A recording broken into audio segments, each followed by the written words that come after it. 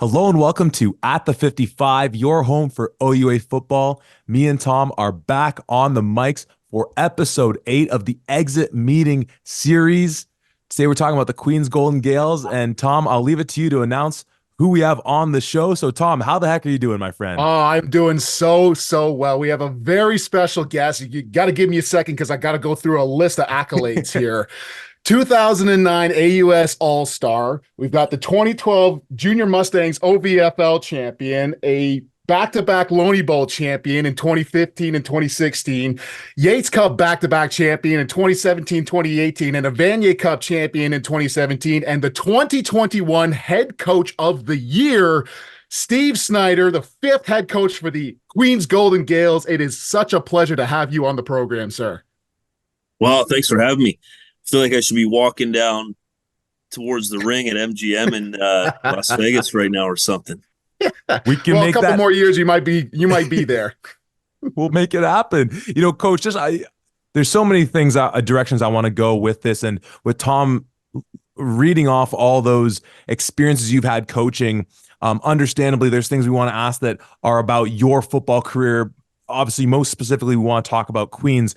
But just hearing that intro, I got to ask. So 2012, with the OVFL, with the Junior Mustangs, and then it's 10 years later, and then the OSFL, your brother leading those Junior Mustangs with me on the staff as his offensive line coach to another championship. I mean, the London football scene is certainly something that is a well-known commodity. But how neat was that a moment for you seeing, your brother then taking the same team that you were leading 10 years after the fact to another championship? Did that kind of resonate with you in that component? Yeah, well, you know what? I'll tell you what. Kingston football is something special, but London football will always have a place in my heart and continues to have a place for me and certainly my family. Think I love what my brother's doing in London. He's obviously full steam ahead with the Beefeaters. We had great experiences both with the London Junior Mustangs. Mine was a little different. I was just an assistant on the staff with Coach Bertoya leading the way, but my brother got his opportunity to lead the program as well. And, we both brought home titles for those programs or for that program. And I think, it's when you're going to dedicate your whole summer to something, it's nice to come away with a win. Most definitely. Sticking into your own personal background before we really get going into the Golden Gaels here.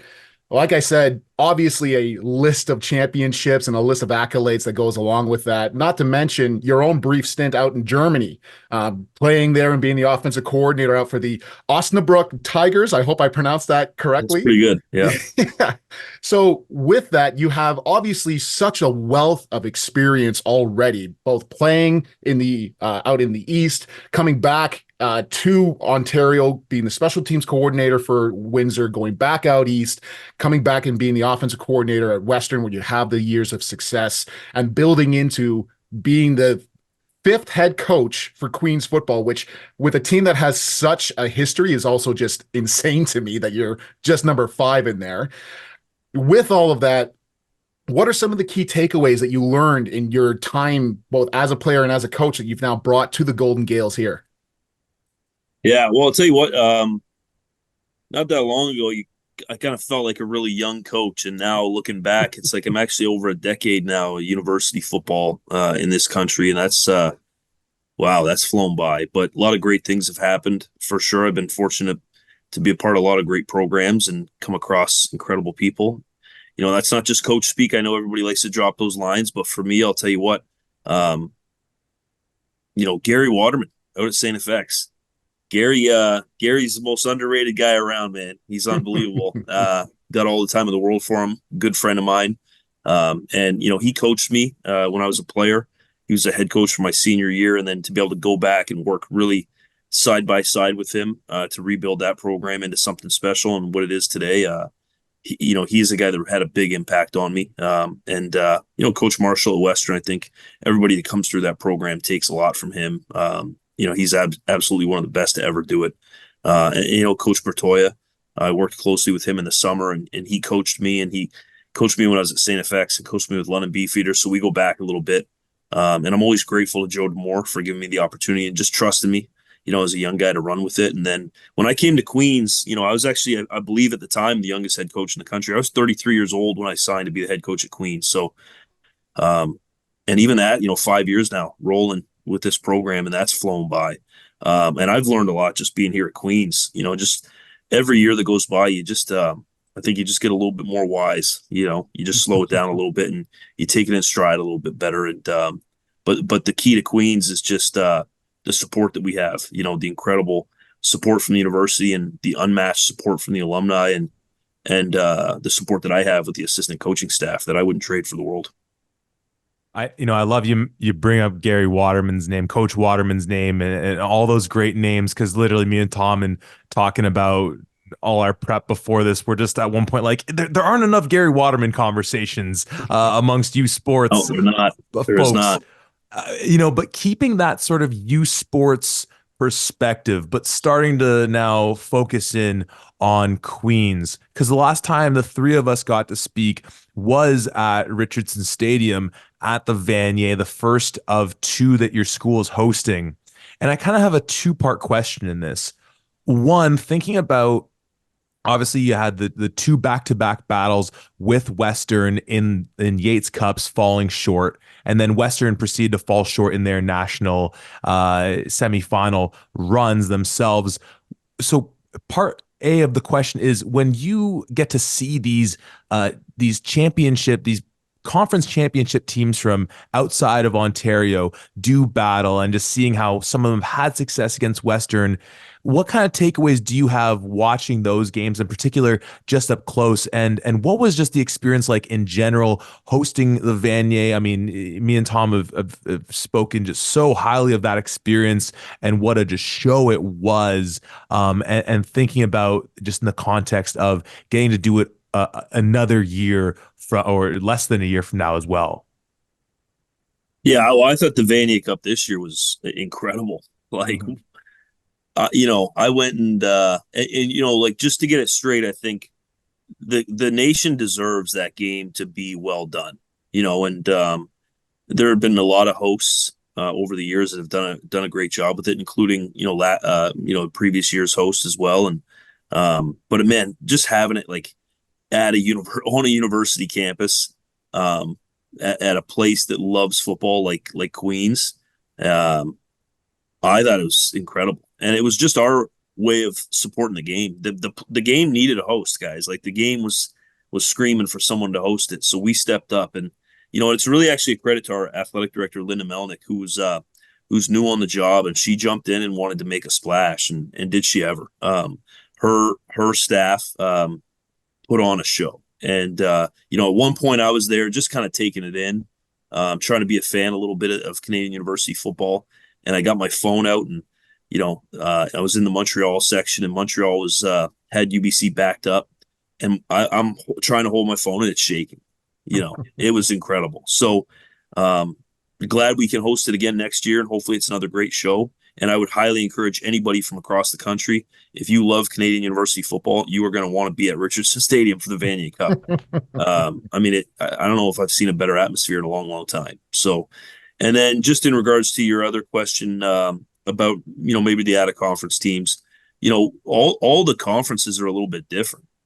Can West certainly kind of has a bit of a style of football. And whether you like it or not, most of the conferences kind of blend into themselves a little bit. They morph into themselves a little bit. Certainly the AUS did when I was out there. The teams become kind of similar a little bit, and Quebec is similar. And the OUA is the one that there's 11 teams, and it's pretty multiple. From week to week, you actually get a lot of different style of play. And certainly there's a lot of guys that have come from certain coaching trees, so there's elements of similarity, but in reality, it's a pretty diverse conference. I don't know if there's a recipe for going at a conference and winning. I don't think there's one thing that holds true, because sometimes you just get a team that's coming out and they are senior heavy, they're talented, they're loaded, they got a mission. And I think that's what Montreal was this year. I don't know if anybody was going to stop them. So I don't think it's a knock on anybody for getting beat by them. That was, that kind of felt like a dream team a little bit to an extent. Did they ever put it all together? And every couple years, I think you're going to get that. You're going to get somebody coming out of their conference that is pissed off on a mission full of older guys who've got a lot to prove, and they happen to be more talented than everybody.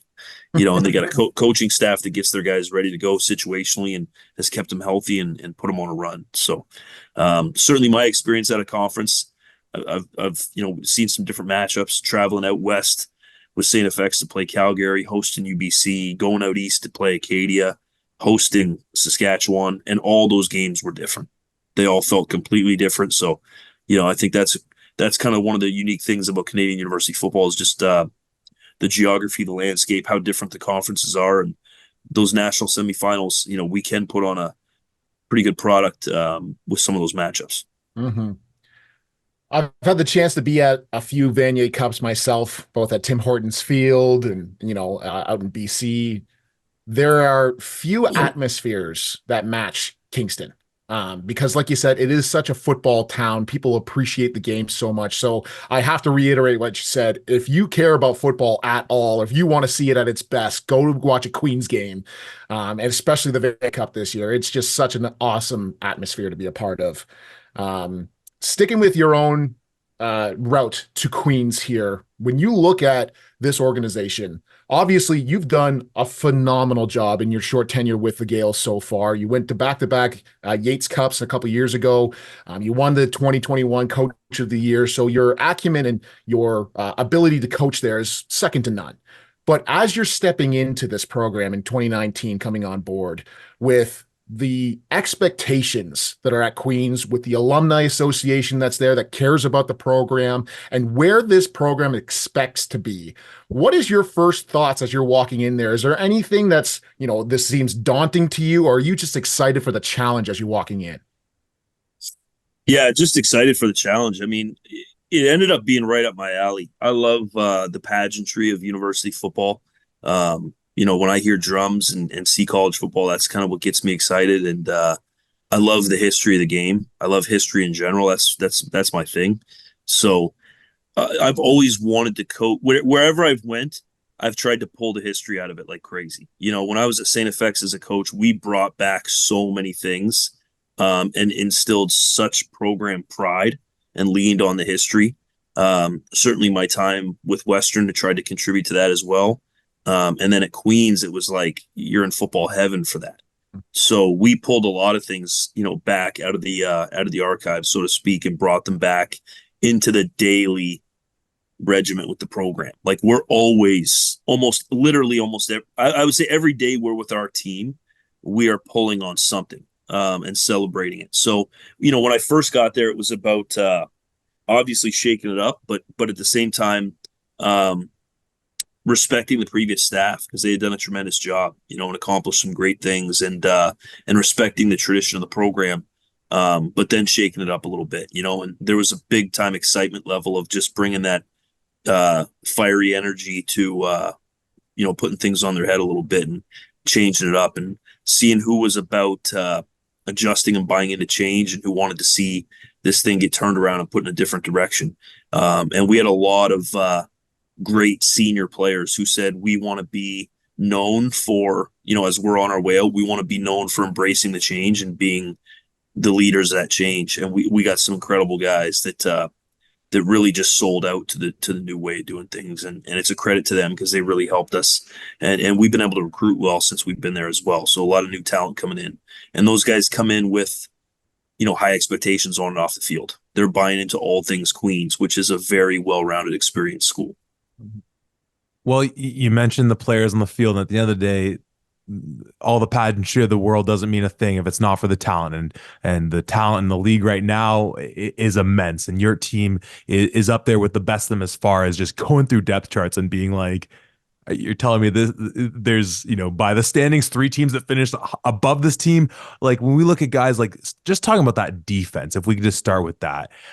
You look at a guy like Salas Hubert, for one, who misses so much the season, comes back like he doesn't miss a beat. In him being out of there, a guy in Van Wishart just stepping up. It's seemingly Queens always having just a star pass rusher, and it's like, all right, well, Hubert's out. I guess it's Wishart, and he does that job, and with Darian Newell as well, and just Ashton Miller-Melanson and old man Eric Colonna, Stefan E. Sutherland, and the linebacking core. Like, just that defense, not just by the players themselves, but then you add in, of course, what McManus has been doing there year after year, and just by the numbers was just, I can only imagine two former offensive linemen on the other side of this podcast with you, just the fits it must have been for teams preparing to take on that defense. Whether it's any of those individuals, your guy coordinating the whole thing and Ryan McManus,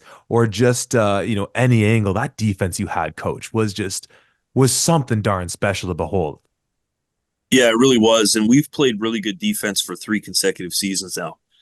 We've been one of the top defenses in the OUA, each and every year for the last 3 seasons. And this year, I think we solidified ourselves as one of the top defenses in Canada. It's a disruptive group, whether we're tackling for a loss or sacking the quarterback or batting a ball down or picking it off or forcing a fumble or recovering a fumble. We take pride in those types of disruptions. And you talk about a headache.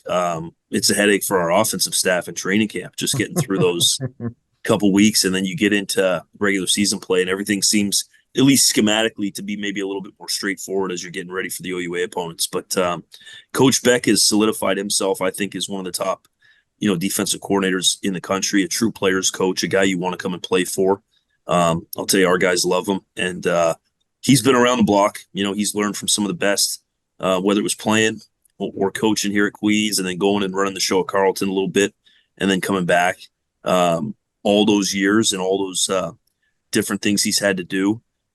He's really found, a comfort zone in how we do things now. And everywhere he's gone, the defensive line has followed.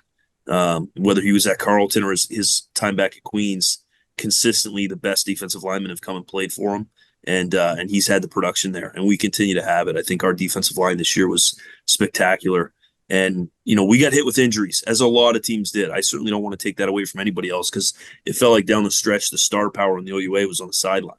But, our defense definitely took a hit. And Silas having that year he had as a second-year guy winning the OUA Metris and then following it up with missing essentially the entire season outside of, 2 games, really. That was tough, but really great group. That back end led by Eric Colonna, who's graduating and moving on. He's been the most dedicated player in our program 2 years in a row, winning that award. And then the linebacking core, Justin Pace really emerged as our defensive MVP, and Olivier Mwembe, a transfer, came in and filled a gap for us, and Liam Sutherland and Josh McBain and Brady Spafford. It was a great group. Mm-hmm. And when you look at it, like you said, just in the OUA, at least, I didn't have a chance to pull U Sports numbers, but you're the number one defense in team points per game, the number one rush defense.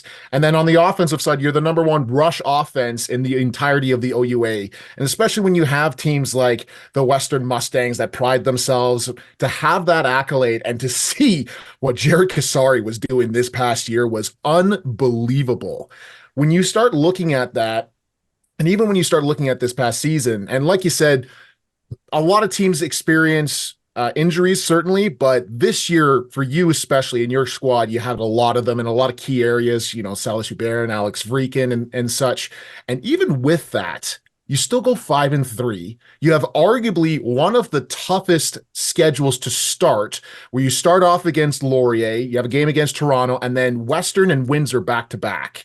So to go through that and to still be a 5-3 team and still have so much potential, especially leading into the playoffs, I think more than anything just speaks to the culture around the program, where it really is a next man up mentality and going forward. And I know you won't say it, but I will. In that Windsor game, if Alex Vreekin is playing, or if you get a little bit more time with that pass rush that Windsor has, I think that's a very different game. And I think you come away with that one. So this team really showcased, like I said, a ton of versatility and a lot of strength going through that. What makes up that mentality? Is that something that you and your staff bring to the program, or is that the players themselves as they come in to really get to that point?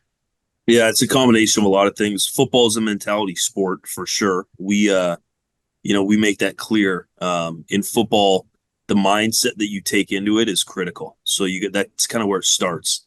and our team certainly has a mindset that we work on all the time. We're working on it tomorrow morning with the guys. It's something that is all year round, and that mindset at our program translates to program pride. We're a very proud program, guys. I don't know what to tell you. And there's a lot of proud programs, but we're certainly one of them. And when you come to play at Queens, you take tremendous pride in winning for Queens and being a part of Queens, and all that's come before you and all you're about to put down for, to be remembered. And I don't think the guys are about to back down from anyone, and they're not about to give up. So we just had to draw a line in the sand essentially halfway through the season.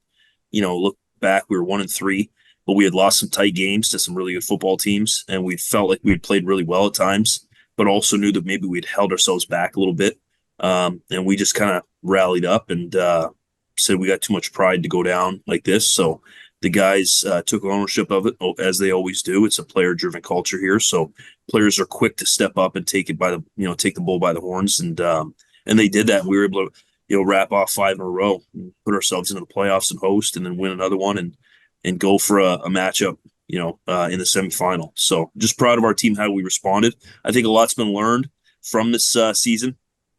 Despite it maybe statistically not looking the same and maybe an earlier exit from the playoff, I think you could make an argument we were closer to beating the Yates Cup champion this year than we were the last 2 years, and we played in the Yates Cup the last 2 years. So that's kind of the way we look at it. We still felt at the end of the day we were probably a better football team this year, and the success.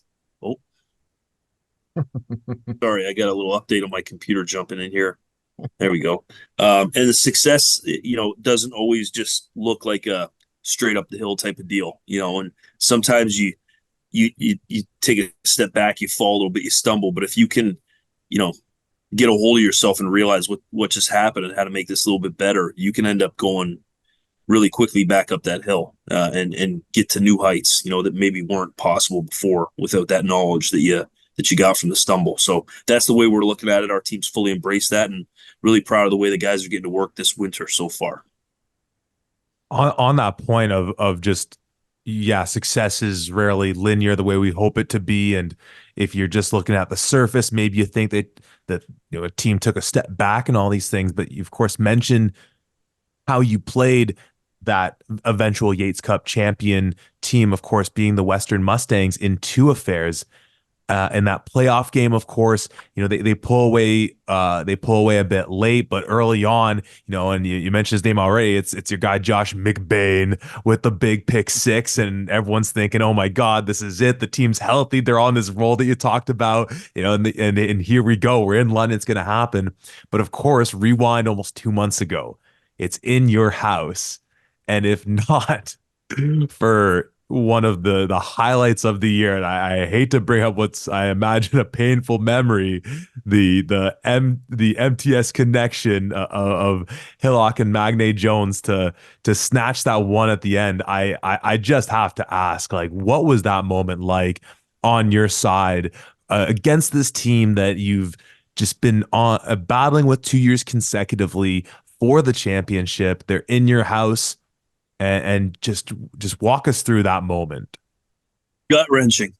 Anything but a highlight, man. Anything but a highlight. Mm-hmm. No, you know what? It was a gut wrencher, and but you don't dwell on it. You gotta just learn from it and move on, and that's what we did. And I think you also have to give credit where it's due, and they're a heck of a football team, and their 2 guys stepped up and made a big time play.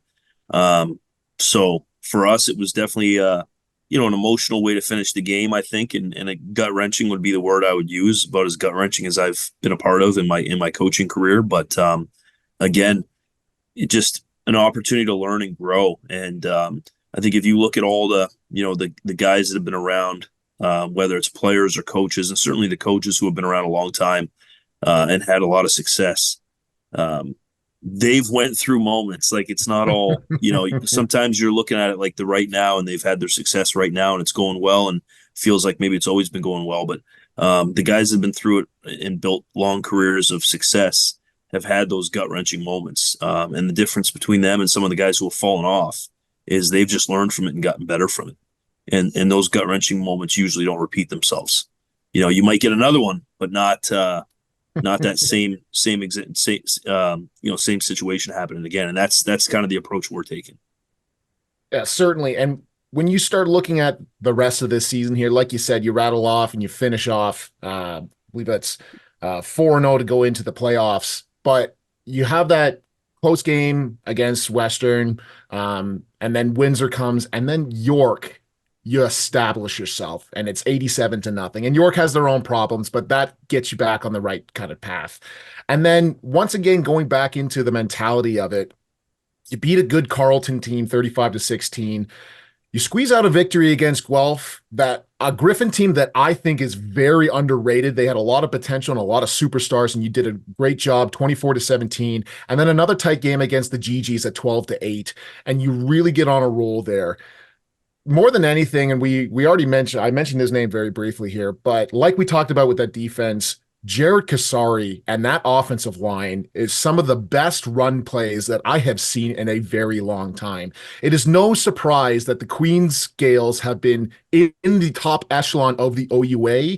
And when you look at the All-Stars, they are almost completely dominated by, on the O&D line, Queens and Western. And that directly translates to the success that you have had in your past few years here. Can you just talk about your thoughts on that amazing Queens run game with Jared Kasari and that offensive line, like we said? Yeah, well, I think from the day we got here as a staff, we wanted to establish ourselves as the premier line of scrimmage school in the country. We knew that we could get there, but that it was going to take some time. But we were going to attack it with urgency and go after it and make that the expectation. And I think we're working our way to that right now. We're the type of school that can attract elite line of scrimmage players. So we can't hide from that because we can be. So we're going to go do it, and I think that's what we're trying to do right now. So establishing that line of scrimmage play, in particular in the interior defensive line, and then on the offensive line is critical because that's really the key to the situational run stuff where you can just run when you need to, and people have a tough time stopping it. And our offensive line, I thought this year was tremendous. 3 veterans that have been playing for us since our first year. They were part of that first recruiting class.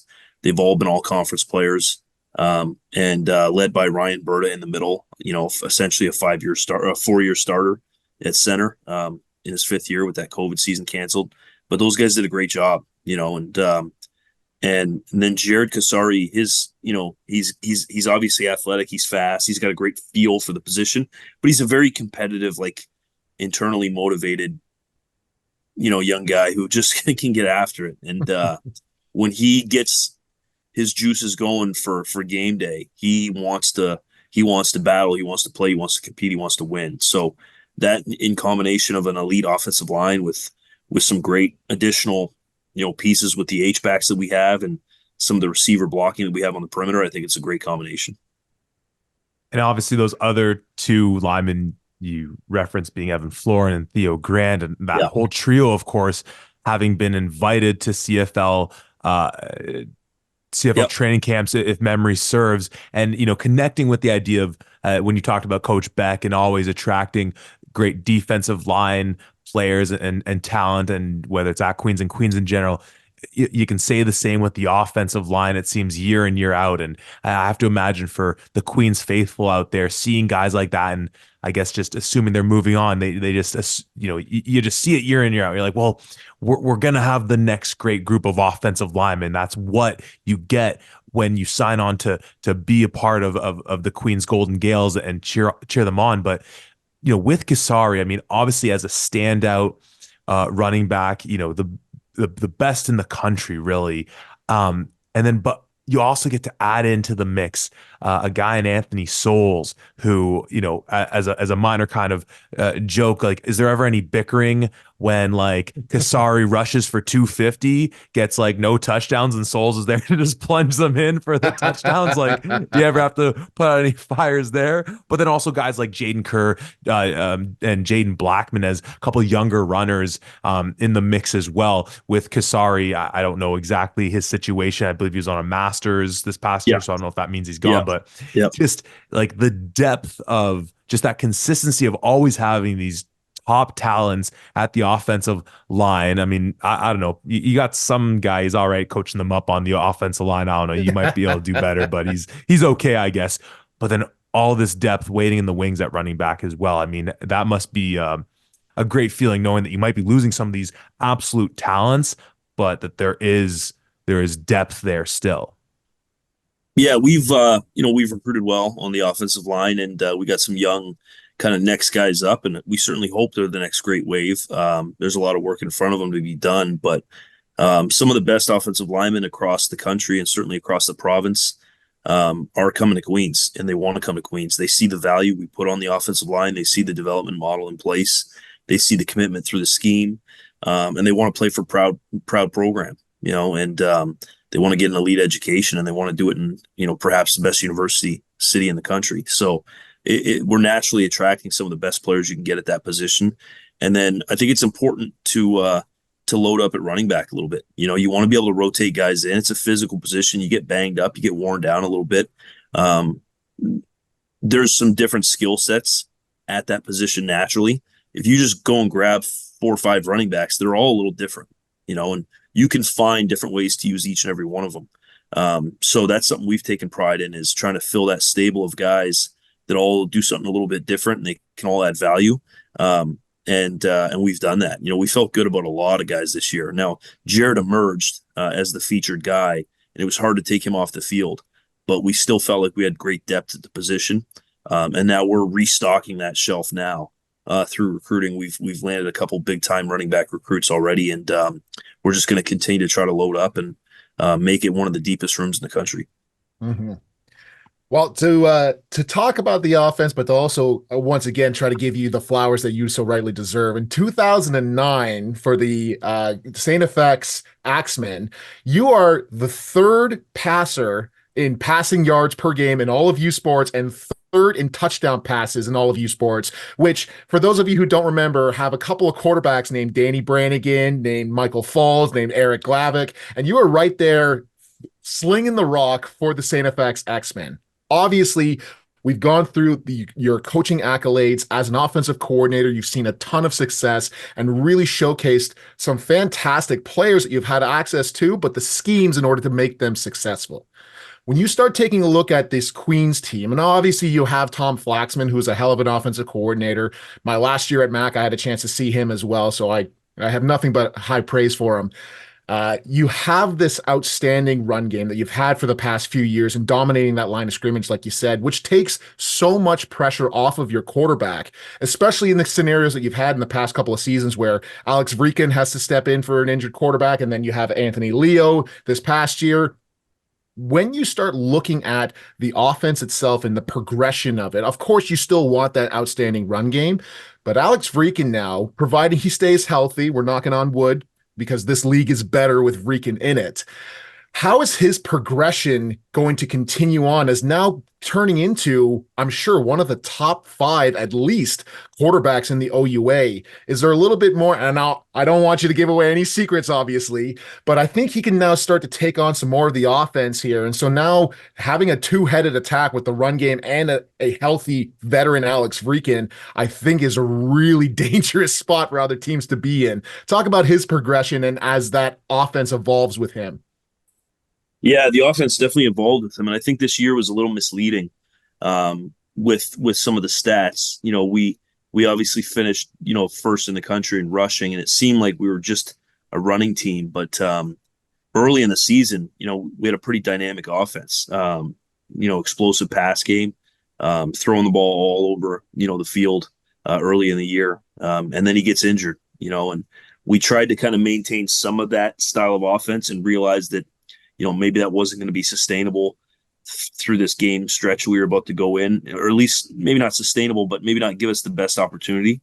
So we shifted a little bit more to some bigger personnel and a little bit more heavy run to kind of get us through and create an identity and put, make things simpler in the back end for the quarterback to look at and kind of, just take a different approach to playing offensive football.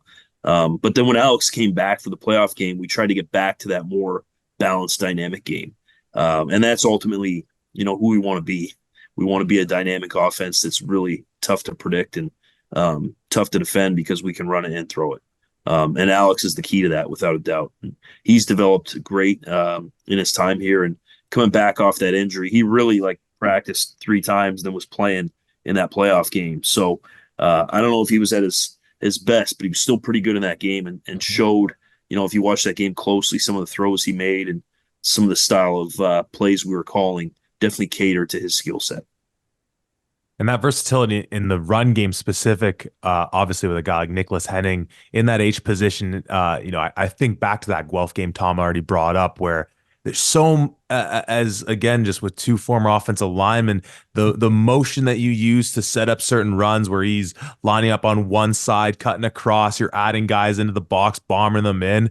It's a joy, and having all those weapons and with everyone healthy, it just creates that much more excitement to watch this offense at full force.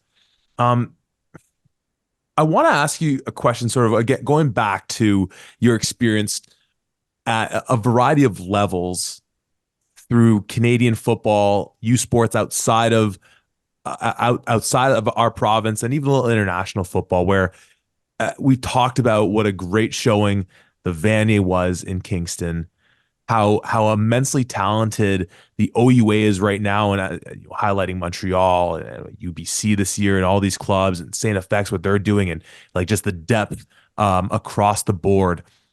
Given all the touch points you've had with football in this country and in the position you are in now, what are the steps? And it kind of goes back to what we talked about with progress not always being linear. So I don't mean to make that mistake in saying that it has to be, but what would be the things that you would like to see in terms of growth of our game at the university level, and maybe starts at a more grassroots level, but just with how talented the players are right now, with how many incredible coaches there are, and just how strong these programs are. What is, if there was one thing that you would want to see, U Sports wise in the OUA, what's just something you're hoping is like a next step for our game? Wow, that's a big question. Uh, I'll tell you what. I'll say this. You guys did your prep. Like, I appreciate you guys. Even just the reference to the Osnabrück Tigers. I'll tell you what. That was an amazing 2 years for me. Coaching the U18 team there, English second language kids playing football. Some of them it was their first time. Some of them had been over to the U.S. playing high school football and then coming back, and then playing as well and coaching the team that I was playing on as well. Those were two of the best years of my life. And I met my wife there. It was great. But I've learned a lot. One of the best things I ever did was just move around a little bit. Trust the game of football and let it take you for a ride. And going out east to play and going out east to coach and going to Windsor to coach and coming back to London and moving around. It's all been great stuff. And there's not one thing. We got to improve a lot of little things. But I'll throw it back to you guys a little bit and give you guys credit. This is kind of what's important, because we have a great product. All right. It's no offense to the live streams or anything like that, but if ESPN came and did our games, people would be blown away, and it's incredible. And sometimes it's just how you package it, and if you don't package it properly, people don't really realize how good it is. It's just not catching their eye enough. So I think the one thing I'd like to see grow is just the promotion of our game, and when you're scrolling through your phone, you can find so much content hitting you from the NCAA and from the NFL. And now you're starting to see more youth sport content, whether it's Persevere or you guys and different things like that. But the more, the better, because you get it competitive and you just get more people following our game. And our young kids in Canada growing up and dreaming to play at Queens just as much as Michigan State or Penn State or something like that. That's the goal. And I think we can actually pull that off just by pushing the content more, promoting the game, featuring the great players, the great schools, the great atmospheres. And sometimes it's just, the angle that you snap that camera at, the angle that footage is rolling from, and you can tell the story completely differently. So I'd love to just see people continue to invest in promoting the game and the schools putting out high quality content, and packaging this stuff up. And, Mhm. geez, we might find ourselves starting to fill stadiums more and the viewership go through the roof. Um, so I think we have something special here. Continue to make it a little bit better, each and every day, whether it's through the way we officiate, the way we break down film, the way we record film, publish film, share film, the technology coming into play, the player safety, uh, everything. Mhm. Yeah, and as our resident Queen alumni, Nate Hobbs likes to point out, Queens has one of the best social media presences that U Sports has. I think you guys do a phenomenal job of showcasing all of the amazing things that you're doing, whether it's just a practice, whether it's a hype video, but it's just so clear how big of a football town just Kingston is in general. And Zach and I through this media, you were talking about some of the dreams that we have and things. And I think ultimately what would be amazing is to have something of a college game day-esque for U Sports football. And could you imagine the atmosphere of doing a college game day in Kingston before a big football weekend? I think that more than anything would Now you're talking. showcase. Yeah, Yeah, now you're that talking. would Seriously. that that would showcase football on a national level, and especially Yeah. like you said, with the history of Queens, with how much people care, the amount of people that even just came up to the two of us while we were at Richardson Stadium for the Vanier Cup saying, "Oh yeah, we listened to the podcast. We're so appreciative." Whatever. It just showcases that people are starving for that content. I think, like you said, if it's packaged in the right way, we will find so many U Sports fans overnight. It just has to be sold in the right way. Not even sold, just showcased in Yeah. the proper way. Yeah, I agree that that game day, I never thought of that. That's actually a great idea. And sometimes you just gotta launch it, and even We're if it's working on it. 10 people in the background, and knowing one day it's gonna be 1,000, but sometimes just getting things started and launched is half the battle. And yeah, I couldn't agree more. And Kingston and football is a big deal at Queens. We've obviously been playing for a long time, and we had over 600 season ticket holders this year. And I got to imagine that's got to be top three or top five in the country. And that season ticket holder luncheon we do on Thursdays, and I got the show on Global and stuff like that. Clearly, there's an appetite for Canadian University football in Kingston and at Queens. Our students love the team. We got tremendous support on campus. So it's just a great place, to to be, for your experience with Canadian University football. Well, coach, and I'm stealing a line that Tom used, or I'm stealing a question, and you've given so much to be able to promote the school. But as the last thing I want to ask you, coach, if you have what is your go-to pitch for young athletes, parents of athletes out there tuning in, listening, of why they should be going to join your team in Queens? Well, Queens has always attracted some pretty exceptional people from across the world. Certainly, Queens football has attracted exceptional people from across the country for a long time. Seems like long before we were born, some of your best football players that were also inclined academically, they chose Queens and they came up to Kingston, and they clearly had a great experience because in my 5 years as the head coach, I haven't you know talked to anybody who went here and graduated from here that didn't like it or doesn't rave about it or doesn't still wear the colors. We consistently rank as one of the best cities in the world and in the country to be a student. We consistently rank as one of the top experience schools and satisfaction schools for students. It's one of the hardest schools to get into. 95% of the students aren't from here. So why are they coming here? This is like their dream school. They could have got it anywhere and they're not from here. So they're here for a reason. This is where they want to be. And when you make a campus full of people that really truly want to be there and they're not just there because it's their hometown or because it's their second choice, but this is their dream destination, there's a different vibe.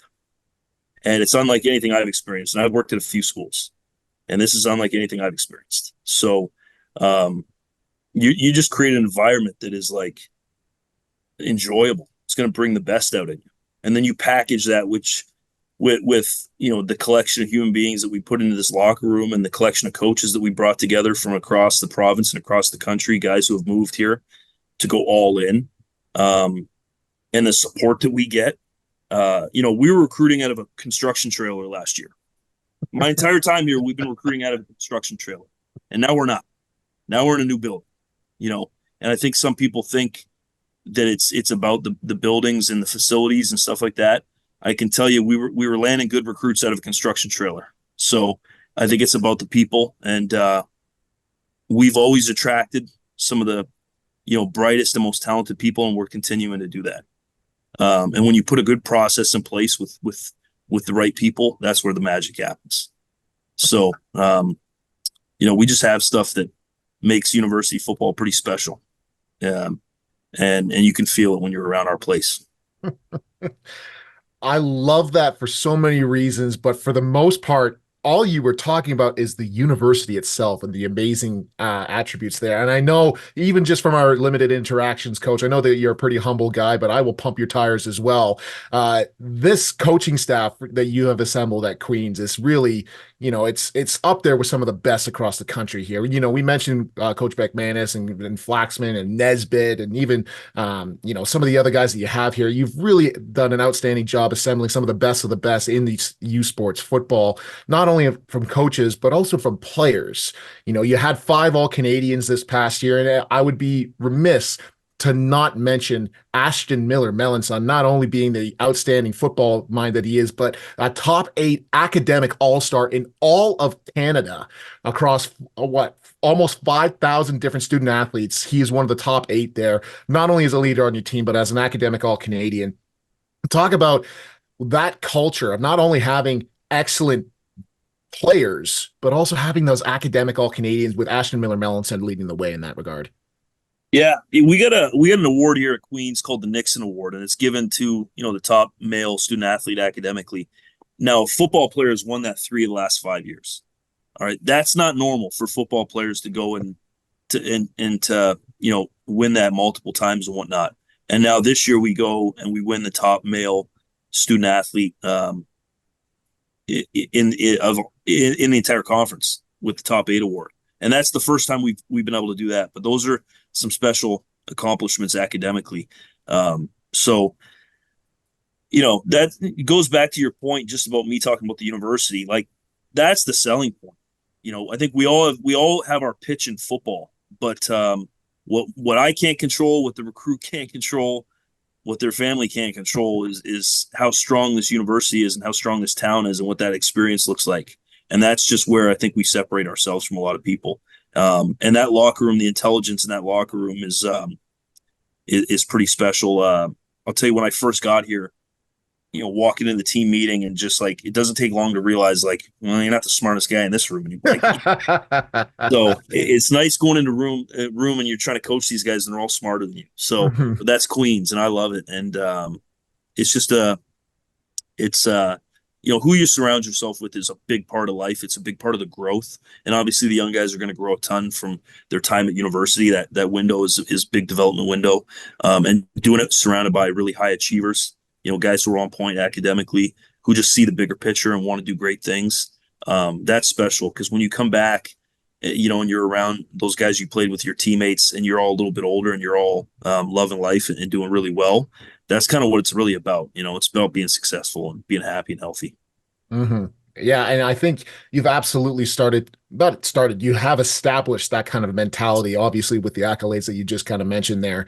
But something that I wanted to also dive into as well. Yes, you're out in Kingston, and some people might think, you're out in the middle of nowhere or whatever else, but you're actually in one of the best spots that you could be in terms of a football town. Because not only is Kingston football some of the best in Ontario, you're like 2 hours from Toronto with outstanding football programs that are out there. You're 2 hours or such from Ottawa with outstanding football programs there. And you're just a hop, skip, and a jump away from Quebec for the CJET program and for the guys out there. So you have such a net of outstanding potential recruits just in the area, like the 2 hours surrounding your area that's here.